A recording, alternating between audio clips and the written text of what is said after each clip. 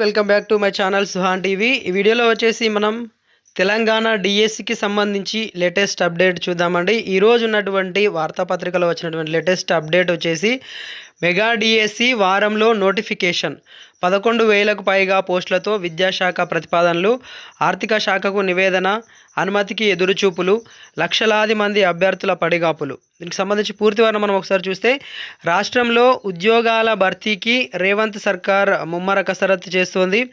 ఇప్పటికే గ్రూప్ 1 నోటిఫికేషన్ను జారీ చేసిన ప్రభుత్వం ఇప్పుడు మెగా డిఎస్సి నోటిఫికేషన్పై ఫోకస్ పెట్టింది. దీనికి సంబంధించిన దశరం సీఎం వద్దకు వెళ్ళినట్లు తెలుస్తోంది. దాదాపు 11,000కు పైగా టీచర్ ఉద్యోగాలకు ప్రభుత్వం భర్తీ చేయనుంది.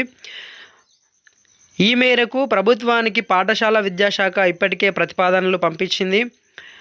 ఆర్థిక శాఖ నుంచి అనుమతి వచ్చిన వెంటనే మెగా డిఎస్సి నోటిఫికేషన్ విడుదల చేయనున్నారు.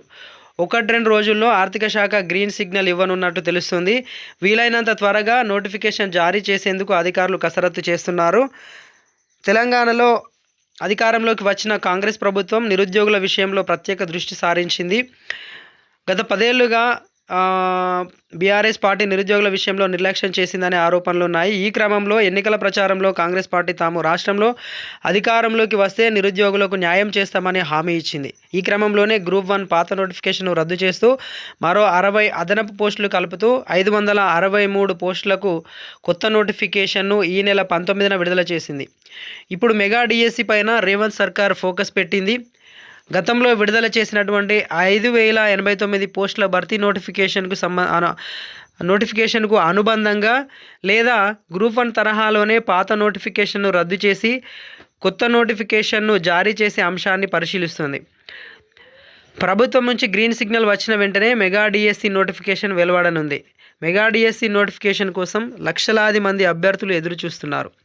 నోటిఫికేషన్ విడుదల చేయాలంటూ పాఠశాల విద్యాశాఖ కమిషనర్ శ్రీ దేవసేనను అభ్యర్థులు బుధవారం కలిసి వినతి పత్రం అందజేశారు. మొత్తం మీద మెగా డిఎస్సి మనకి ఆర్థిక శాఖ నివేదిక, అనుమతికి ఎదురుచూపులు అనే చెప్పవచ్చు.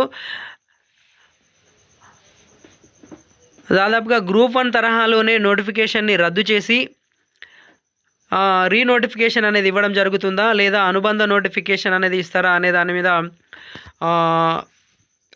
ఎదురు చూస్తున్నారు.